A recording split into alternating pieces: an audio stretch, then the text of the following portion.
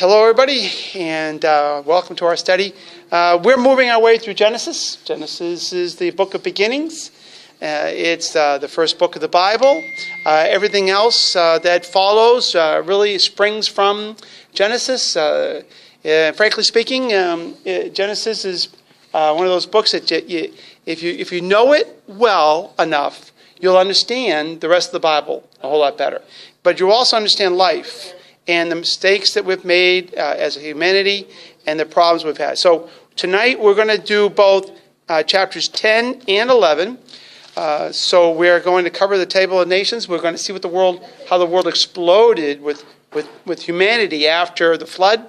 But we're also going to answer this question. All right? Have you ever heard of the statement, well, that person was just babbling? Yeah. Stop babbling.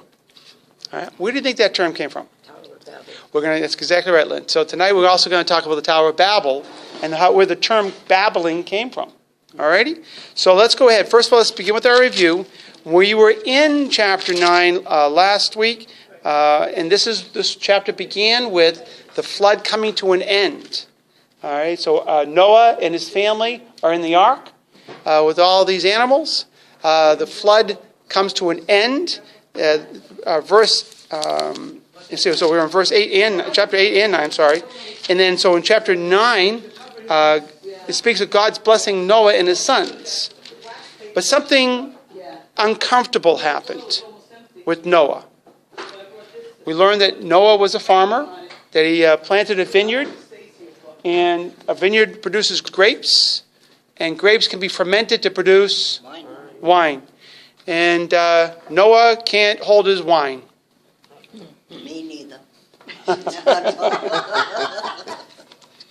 And this is the first, speaking of somebody actually drinking alcohol and getting drunk. Noah gets drunk. One of his sons, he has 3 sons. One of his sons discovers him, right? That's his son Ham. And probably doesn't do the honorable thing. And the honorable thing would have been to cover up his father. Instead, he tells his brothers. His brothers, if you can read, you go ahead and read in chapter 9. The brothers actually cover him up to protect him. But Ham, Noah has, yep. So right, we can go right now to verse 23, and you can see what? Shem and Japheth took the garment and laid it across their shoulders. Then they walked in backwards and covered their father's nakedness. Right. Their faces were turned away, all right, so that they could not see their father's nakedness. When Noah woke up from his wine and found out what his youngest son had done, he turned to Ham and said this. Now this is funny. Cursed be Canaan. That's Ham's son. Cursed be Canaan. The lowest of slaves will he be to his brothers. He also said, Blessed be the Lord, the God of Shem. May Canaan be the slave of Shem. May God extend the territory of Japheth. May Japheth live in the tents of Shem.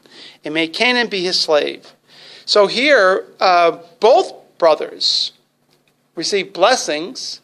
But even then, Japheth is still going to serve Shem.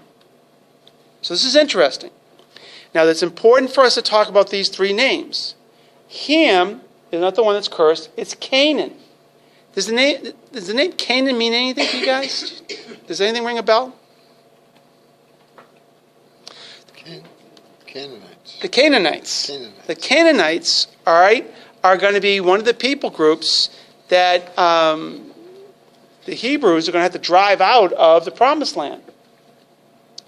They'll be the people that they're going to be struggling with throughout the Bible, the Canaanites. So here God is already predicting the future through Noah that the Canaanites will be an issue. One other thing that we talked about last time was the name Shem. From the name Shem, you can say his descendants are the Shemites. You get rid of the H, so you don't have Shemites, you get Semites. Who are the Semitic people? You're about to find out. The Semitic people are the Jews. All right?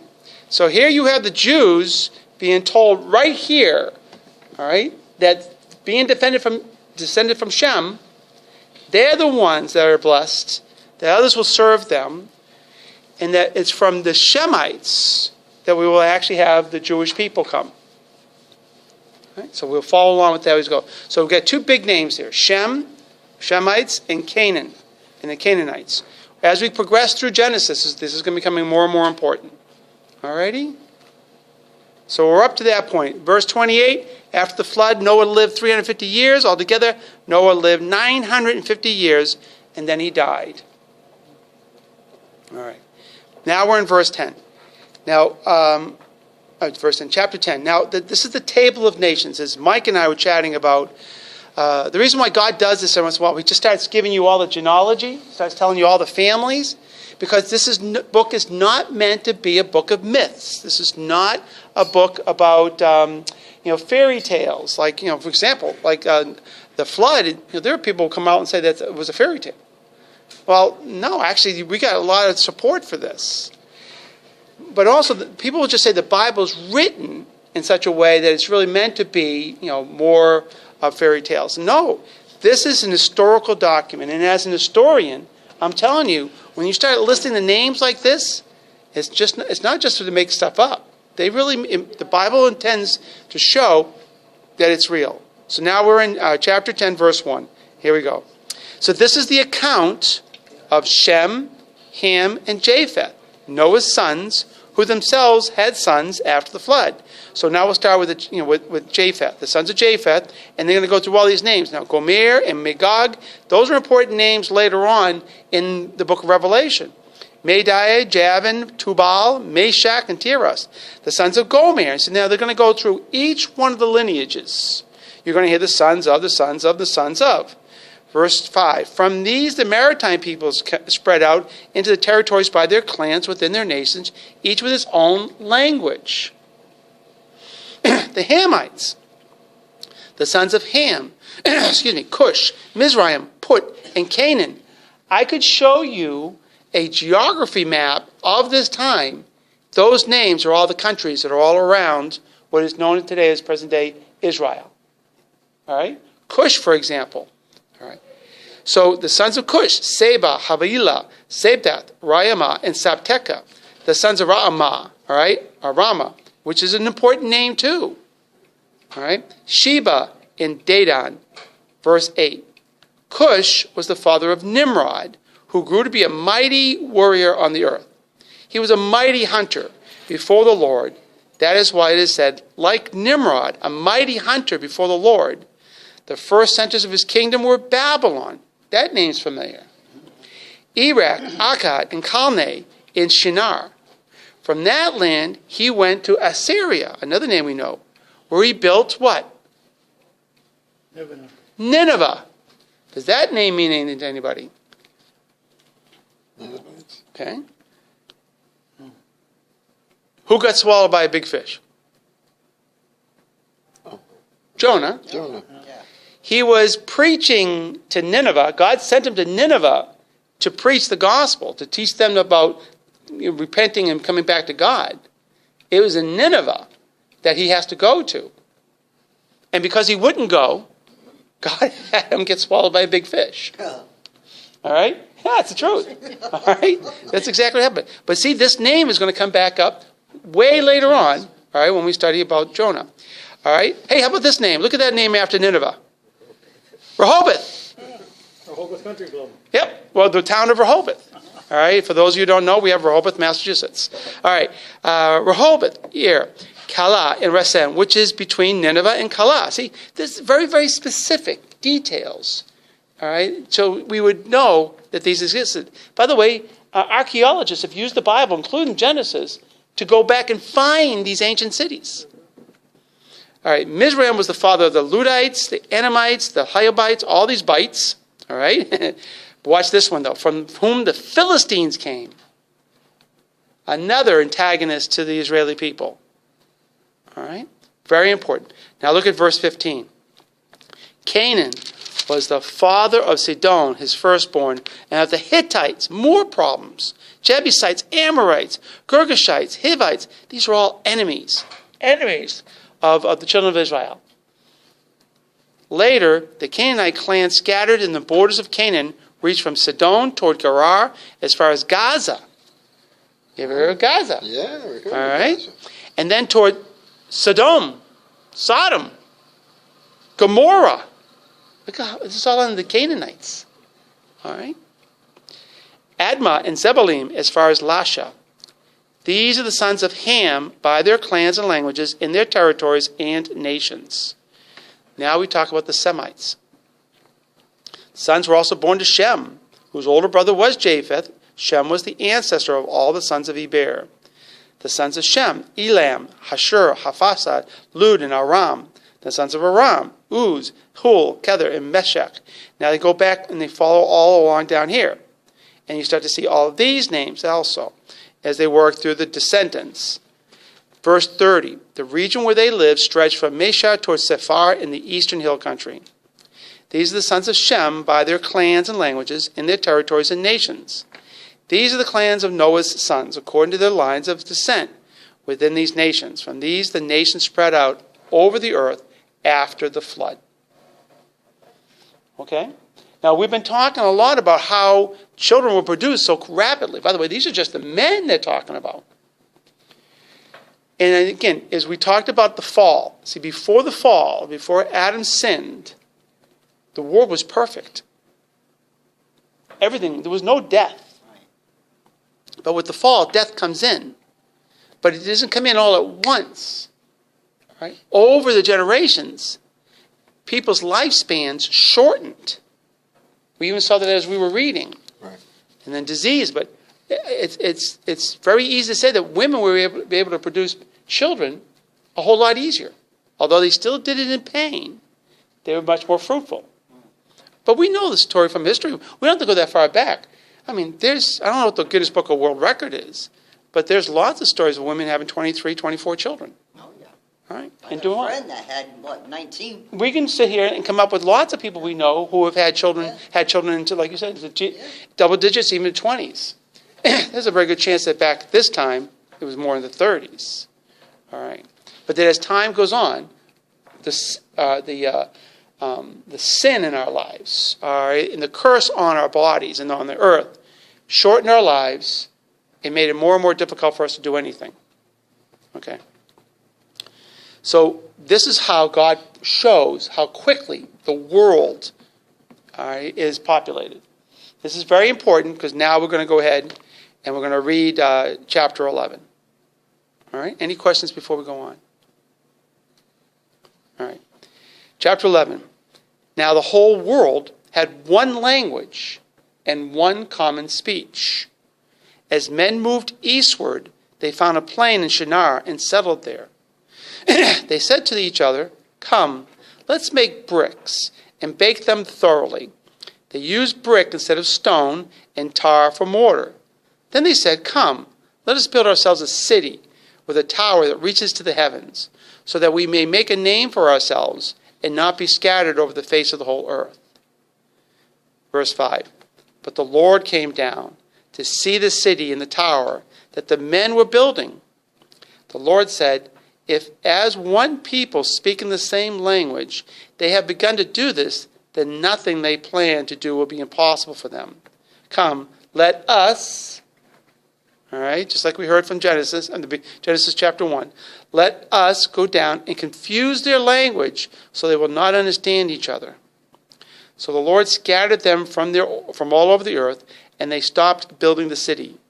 This is why it was called Babel, because there the Lord confused the language of the whole world. From there the Lord scattered them over the face of the whole earth. So normally I continue to read through the entire chapter, but it's going to have a major break here. So let's stop here and talk about this. Why would he do that? Right. That's the exact question you need to ask, Mike. Why would God do this? So the best way to come look at this thing is just to start out in verse 3 and look at that.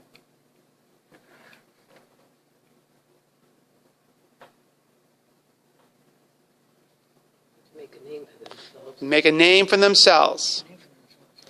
Why do they want to make a name for themselves? Yes, that's idolism. Idolatry.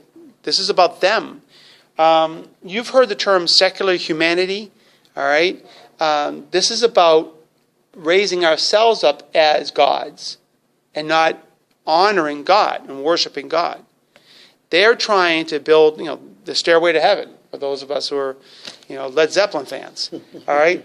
They're trying to show how great they are. And so God doesn't destroy them. Remember, before, God destroyed everyone. He promised he wouldn't. He wouldn't do it. Yeah. So what he does something different. Scatters them all over the place. He scatters them all over the place by doing what? Make them all speak different languages. Different languages. All right? And as they moved out, They didn't know what the others were saying. they couldn't understand each other. So they were confused. Confusion of speech. Right, exactly. And instead of trying, again, we deal with this all the time today. You see it all the time. Yeah, you ought to get on a bus with me. You gotta figure out Well, what people are saying. what I think more importantly, I think what we're talking about though is how man's pride sets us up to fail over and over and over again. Show the relationship too here between this, when God does this, he creates all these languages for confusion, but in Pentecost he comes back and Very good point. lets them all hear each other again. Exactly right. Through a miraculous,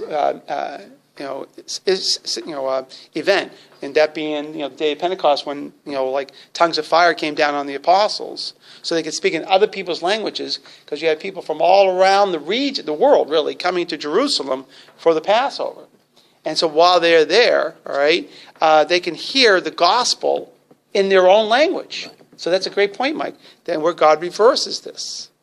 Because the apostles totally believed God is Yes, God. absolute faith. Right. Well, they got to see Jesus. Yeah, well, Life, death, and resurrection. Absolutely. Baruch Hashem, praise God. yeah.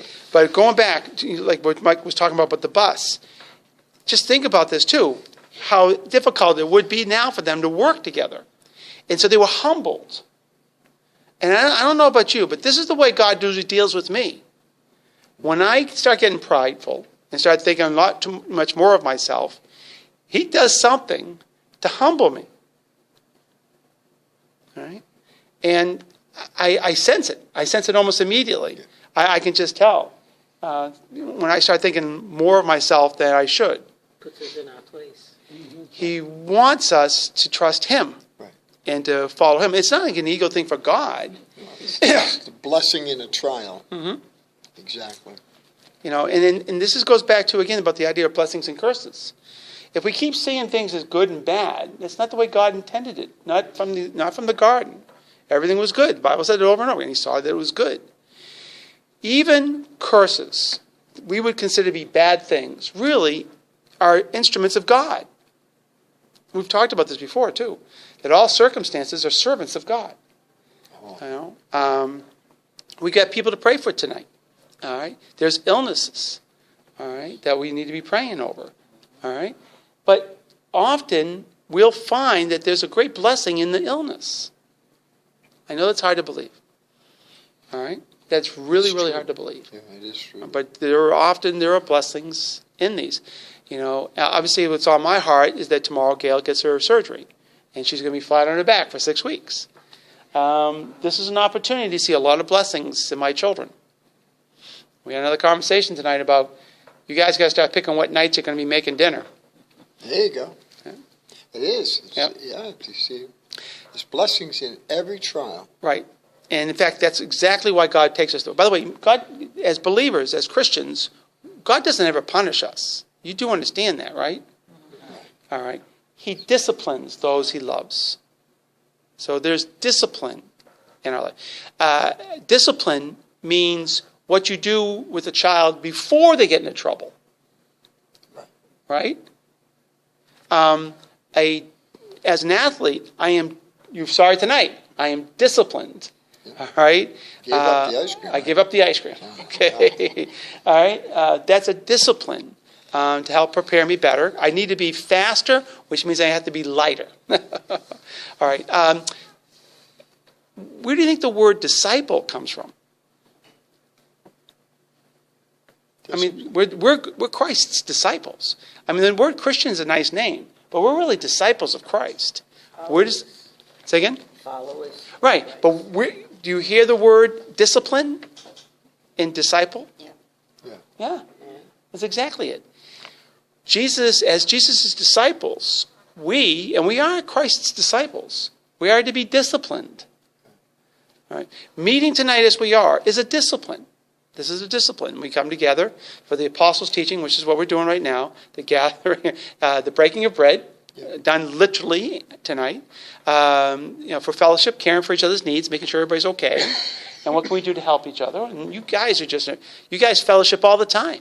You don't even realize you're fellowshipping, but you're always looking out for each other, all right, and for prayer, which is what we're told to do in the New Testament. That's not happening here. This is about telling everybody how great we are. And then we're going to be reading about this over and over and over again throughout Genesis. And that's so to answer Mike's question, that's it. All right? Is because here men believed they could be as God, which is what the original sin was. Okay, so it's the same issue they go over and over again. So in verse 8, so the Lord scattered them from there all over the earth, and they stopped building the city. That is why that city was called Babel, because the Lord confused the language of the whole world. From there the Lord scattered them all over the face of the whole earth. All right, so now we're in verse 10. Okay, this is the account of Shem. So now we're going to go back to Shem, the blessed brother. 2 years after the flood, when Shem was 100 years old, he became the father of Arphaxad. After he became the father of Arphaxad, Shem lived 500 years and had other sons and daughters. When Arphaxad had lived 35 years, he became the father of Shelah.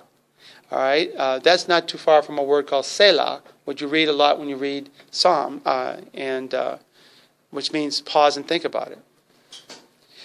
And after he became the father of Shelah, Arphaxad lived 403 years. Now keep noticing how the years get shorter and shorter. And other sons and daughters. When Shelah had lived 30 years, he became the father of Eber. And after he became the father of Eber, Shelah lived 403 years and had other sons and daughters. When Eber had lived 34 years, he became the father of Peleg. And after he became the father of Peleg, Eber lived 430 years and had other sons and daughters. So now this continues, all right? Working this way on down. Peleg, lived 209 years and had sons and daughters, on and on, after he became the father. They just move its way on through. Please keep remembering this is important because God is trying to prove that he's very serious about this. So moving on down, let's go ahead and zip on down now to verse 27. This is the account of Terah.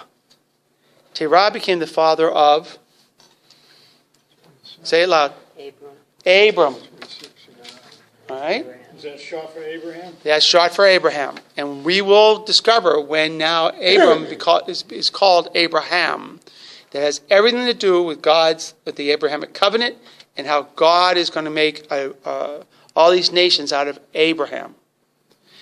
Abraham is probably the most important name in all the world. All right? Let me just explain why. We've talked before, when we were studying Joshua, we talked so much about Moses and how important Moses is to the Jewish people. He's their number one guy, all right? It's Moses and his teachings. For Christians, it's Jesus Christ is the most important person. But for three very large religions in the world, Abraham, they all consider themselves descendant of Abraham in one way or another. All right, the Muslim people, and we'll read more about that as we go through all this. All right, in Islam. All right, obviously the Jewish people, I am a descendant of Abraham. And then as Gentiles, you're now grafted into the lineage of Abraham. So this is the most important name in all of history, when you look at it from the world's perspective. From reality, the most important name is Jesus Christ. He's the one that changes everything. Okay? But Abram, as we're going to be reading about here, his name is so critical to everything that we're going to study throughout this, throughout Genesis. Alrighty? I know I'm overemphasizing that, but it's for a point. Because we are going to study an awful lot about Abraham. Name is so important Anybody else that you can think of named Abraham? Lincoln. Our most famous president, right? Most Americans' favorite president. All right, saved the country. Saved the country, right, from the Union being dissolved. So, Father Abraham. All right. So this is very important. So notice again, what line is he from? Is he from Ham, Japheth, or Shem? Shem. He's a Semite. Very important. All right. This is again, and because we're going to come back to the Canaanites. All right. So you need to remember Ham. All right, and what everything that happened with that incident with Noah. It's very important because this all ties together. So all right. So here we are now. We're now going back to verse 27. This is the account of Terah. Terah became the father of Abram, Nahor, and Haran. Haran became the father of...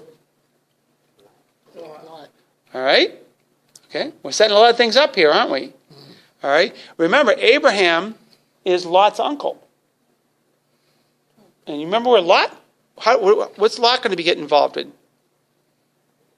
Sodom and Gomorrah. Sodom and Gomorrah. Yeah. It's his family. He's in Sodom and Gomorrah.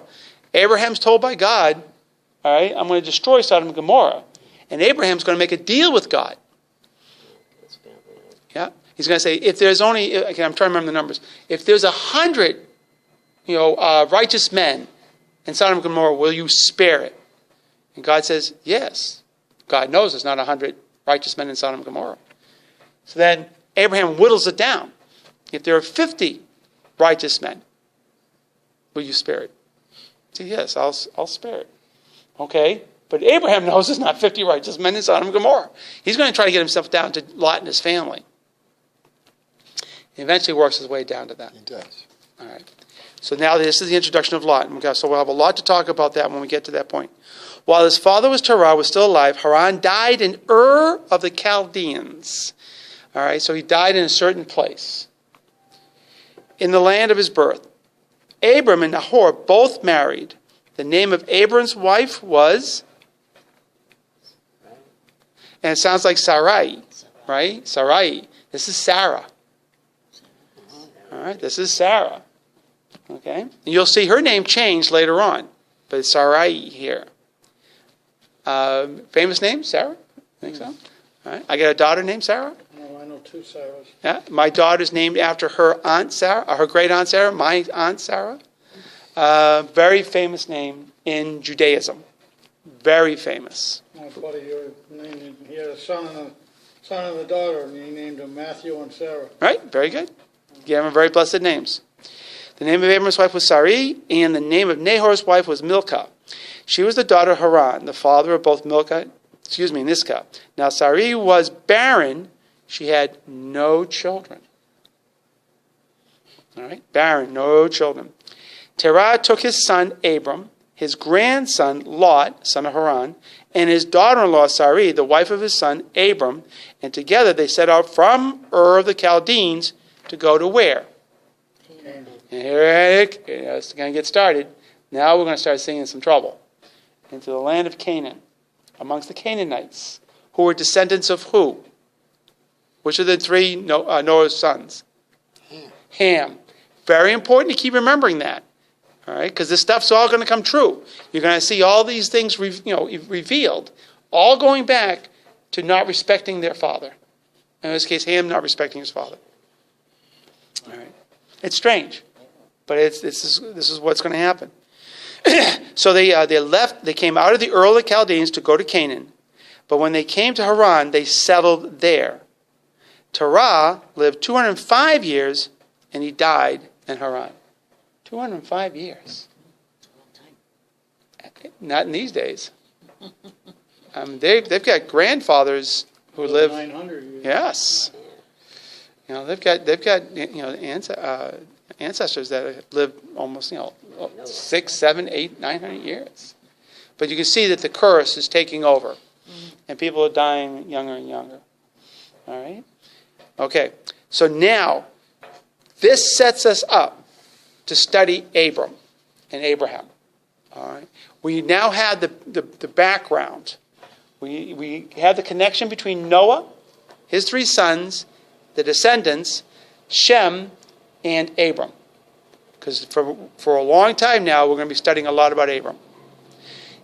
After we go through Abram, what you'll learn is Abram is called the father of nations. Then you're going to hear, and he's also the first patriarch. His descendants, his son Isaac and his son Jacob. Abraham, Isaac, and Jacob are called the patriarchs, the fathers. All right, and then they'll chop up pretty much the rest of Genesis in studying them until we get to Joseph. And that's going to be a lot of fun there too when we study how the book of Genesis ends. Alrighty, so things are going to be, I think, for private study. As Mike was pointing out that this stuff here was kind of weird. Reading about the Table of Nations, things are going to get a little bit more colorful, Good. a little bit more interesting. But we're going to continue to see God and man struggling. Man wanting to do the Burger King thing, right? Have it your way. All right? And God trying to bring us back. Remember Still doing that. Yeah. Oh, we will. That's right. Until the end times. So just keep that in mind as we go through. Again, even Abram fails. Sarah fails. So many. And eventually, these are the reasons why Christ has to come. All right? Any questions? All righty. Till next time. We can see